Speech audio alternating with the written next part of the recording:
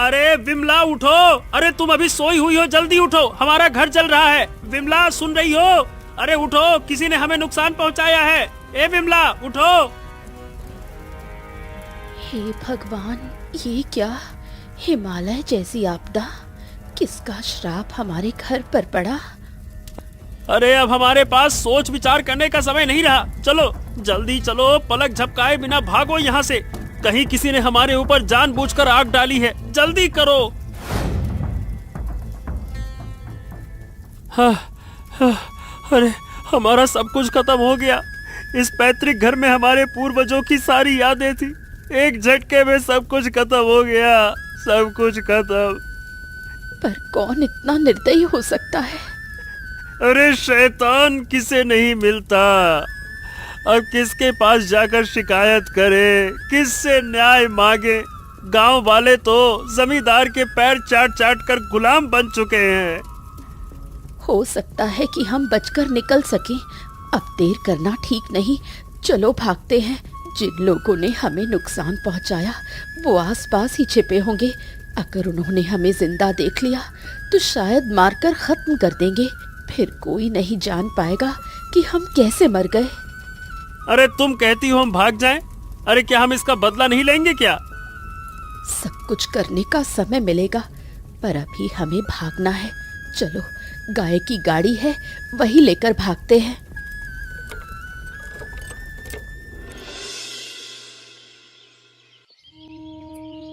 अरे देखो भाई, क्या तबाही हुई। रातों रात इतना बड़ा घर जलकर कहाँ छिप गया कौन जाने, पूरा परिवार नष्ट हो गया। हाँ, अरे भाई तुम लोगों को मैं साफ साफ दिखा रहा हूँ, अब समझदार बनो, तुम्हें इतनी जल्दी में क्या लेना देना है। हाँ ठीक कहते हैं पुरोहित जी, मैं इतने दिनों तक चुप बैठा था, पर आज कहना चाहता हूँ।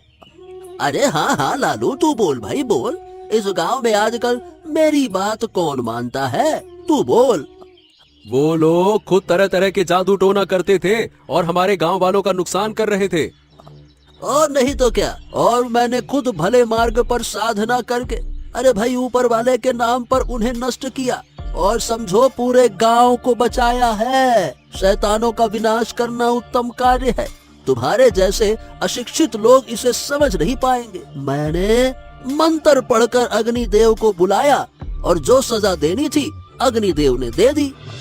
अरे तो फिर वो लोग अगर बच गए होंगे तो कहाँ गए होंगे? अरे भाई वो लोग उस आग में जलकर मर गए होंगे। जो लोगों को नुकसान पहुंचाते हैं वो बचेंगे कैसे?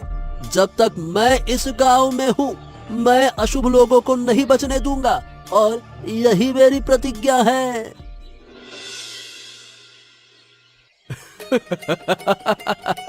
अरे ओ बाबू, देखा देखा देखा, क्या क्या हुआ, मजा आ गया। आपने जो कहा था उससे थोड़ा ज्यादा करके दिया है, अब आप खुश हैं ना? हरिओम हरिओम हरिओम। हम हमेशा अपनी उम्मीदों पर और आपकी उम्मीदों को भी पूरी करने की कोशिश करते रहे, इस बार उम्मीद है सफल हुए। अरे तुमने तो मेरा सर ही नीचे कर दिया, अब मुझसे कुछ और उम्मीद मत रखना तुम लोग। अरे लेकिन बाबू, हमने कोई गलती कर दी है क्या? हाँ बाबू, आपने तो कहा था कि उन्हें गांव से भगा दो, हमने कल रात बड़ा काम कर दिया। अरे गांव वालों के सामने उन्हें ही दोषी ठहरा दिया, अपशगुनी बता दिया, फिर भी आप खुश नहीं हैं। अरे मैंने कहा था कि मुझे गाय की गाड़ी चाहिए, मेरी गाय की गाड़ी कहाँ है? तुम्हारे हाथ कुछ आया क्या, बताओ कमीने कहीं के। अरे एक काम कर दिया और वो भी गलत कर दिया, मैंने जो कहा वो तो किया नहीं। गाय की गाड़ी कहाँ है? और तुम कुछ कर नहीं सके और कहते हो कि क्या गलत किया? शर्म आती है तुम लोगों को? काम किया एक पैसे का नहीं और ढिढोरा पीट रहे हो 1 रुपए भर का। ओह, ये बात है, माफ कर दीजिए बाबू, कोशिश तो की थी पर अचानक वो भीतर जाग गए, इसीलिए हम भाग आए, पकड़े जाने पर मुसीबत हो जाती। अरे चुप कर मूर्ख कहीं का, नालायक। अब तुम दोनों मिलकर मुझे एक गाड़ी लाकर दोगे ताकि मैं अपने चोरी के माल को बाजार में बेच सकूं, दूर दूर तक ढुलाई कर सकूं। ध्यान रहे, मुझे यादव जैसा सलीकेदार गधा चाहिए जिससे कोई झंझट ना हो, समझे? हरिओम हरिओम। अब जो हुआ, गांव वाले अब उनके ऊपर भयंकर रूप से रोषित हैं। बाबू, मेरी मंत्र पाठ की कहानी सबने गटक ली है। अरे मंत्र पाठ, तेरा ये मंत्र पाठ ना पुंगी बना के फूंक दे उसको। अरे क्या मंत्र पाठ से गाड़ी वापस आएगी है? आज गाड़ी नहीं मिल रही मतलब वो मरे नहीं हैं। मूर्ख कहीं के, वो अपनी गाड़ी से कहीं भाग गए। बेवकूफ, तुम्हारी मूर्खता के कारण वो गाड़ी लेकर चले गए और तुमने मेरे दुश्मनों की संख्या घटाने की जगह बढ़ा दी है। उनको लग रहा होगा कि ये हमने ही किया है, वो अब हमारे दुश्मन बन गए। अरे जाओ तुम लोग, हमारी आंखों से दूर हो जाओ, जाओ। फिर कभी मुंह मत दिखाना, निकलो यहाँ से। जैसा आदेश बाबू, बस इतना जान लीजिए कि हमारी ही हाथों में आपके प्राणों की डोर है, इसीलिए हमारे साथ थोड़ा संभल कर पेश आएंगे तो अच्छा रहेगा, हमारे लिए, आपके लिए। अच्छा, तो तू हमें धमकी दे रहा है? अब आप धमकी ले तो धमकी, प्यार से कह रहा हूँ वैसे तो। नमस्ते।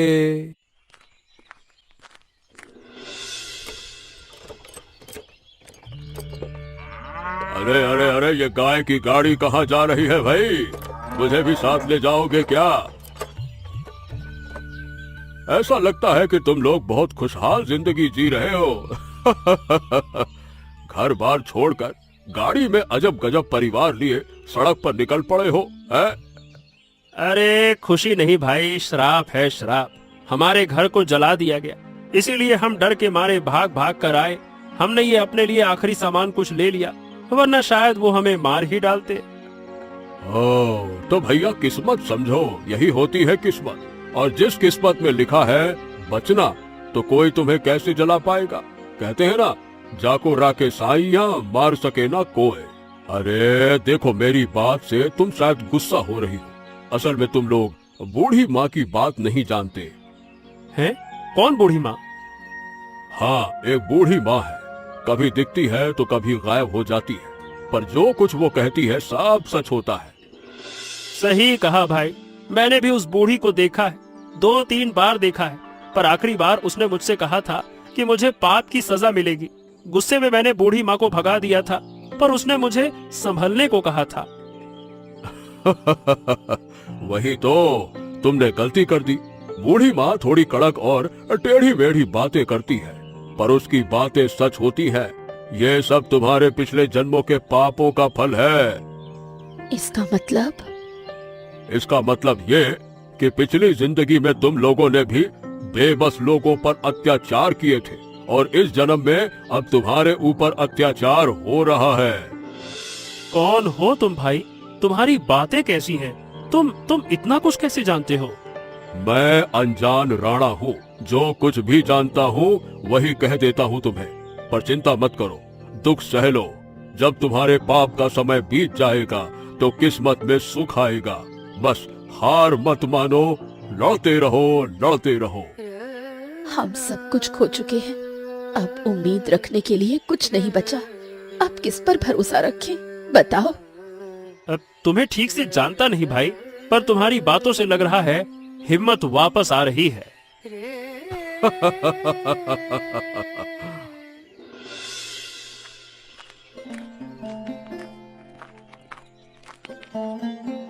बेटे, क्या ये रास्ता यादव के घर की ओर जाता है? सुना है उनका घर जलकर राख हो गया।